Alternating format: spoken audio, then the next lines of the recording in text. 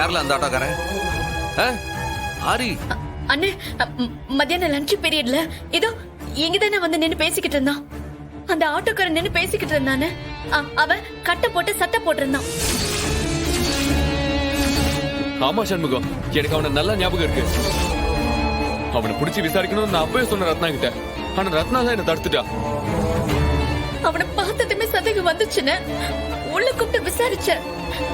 அவன் அவனுடைய மகளுக்கு லஞ்ச் கொடுக்க வந்தேன்னு சொன்னான். ஆனா அவன் சொல்லிட்டு அடுத்த கேள்விக்கு அவன் பதில சொல்லாம அப்படியே வேக வேகமா ஆட்டோ எடுத்துட்டு போயிட்டு இருந்துட்டானே. இல்லை, ஒருத்தன் கேட்ட கேள்விக்கு பதில் சொல்லாம அப்படியே மழுப்பிட்டு போறானா? அப்படியே சும்மா விடுவியா? ஏதோ கோச்ச சுபாவம் போல டீச்சர் கிட்ட பேசி சங்கடப்பட்டுட்டு போறான்னு நினைச்சிட்டேன். நான் கூட அவன் ஒரு மென்டல்னு நினைச்சிட்டேன் சண்முகம். இல்லை, அதெல்லாம் விடு. இதுக்கு முன்னாடி அந்த ஆள் இங்க எங்காச்சும் நீங்க பாத்திருக்கீங்களா? இல்லன்னு, இந்த ஸ்கூலுக்கு வர பேரண்ட்ஸ் எல்லாரையும் நான் பாத்திருக்கேன். அநேகமா எல்லாரையும் எனக்கு நல்ல அடையாளம் தெரியும். ஆனா இவனை நான் எப்பவுமே பார்த்ததில்லைன்னு. நான் அவனை பார்த்ததே இல்லைன்னு. அதனாலதான் நான் சந்தேகப்பட்டு அந்த ஆள் கிட்ட கேட்டேன். நிச்சயமா நானும் அவனை பார்த்ததே இல்லை சண்முகம். முதல்ல ஸ்கூலை சுத்தி சிசிடிவி கேமராவில வைக்க சொல்லு. இவங்க 2 பேரும் அவனை பார்த்திருந்தாலும் நம்மளுக்கு எப்படி அடையாளம் காட்ட முடியும்? இல்ல ரத்னா, அந்த ஆட்டோட நம்பர் ஏதாவது கவனிச்சியா? எங்களுக்கு அப்ப சந்தேகமே இல்ல மாமா.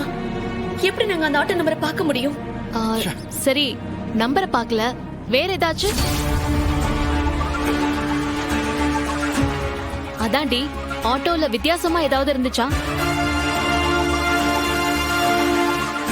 இந்த ஆட்டோக்கு பின்னாடி பொதுவா எழுதி வச்சிருப்பாங்கல்ல, சீரும் பாம்பை நம்பு, சிரிக்கும் பெண்ணை நம்பாதேன்னு கேணத்தனமா எழுதி வச்சிருப்பாங்கல்ல, அந்த மாதிரி ஏதாவது?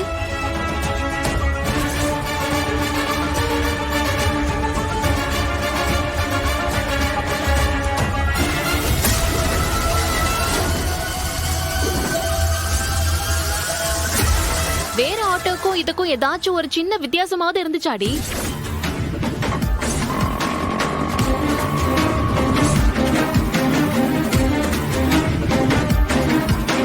ஏய் ப்ளீஸ், 2 பேரும் தயவு செஞ்சு யோசிங்க. ரத்னா, ரொம்ப முக்கியம்ல, நிதானமா பதட்டம் ஆகாம பொறுமையா யோசிச்சு சொல்லு. நீ பொறுமையா யோசிச்சாலே ஏதாச்சும் ஒண்ணு ஞாபகத்துக்கு வரும்.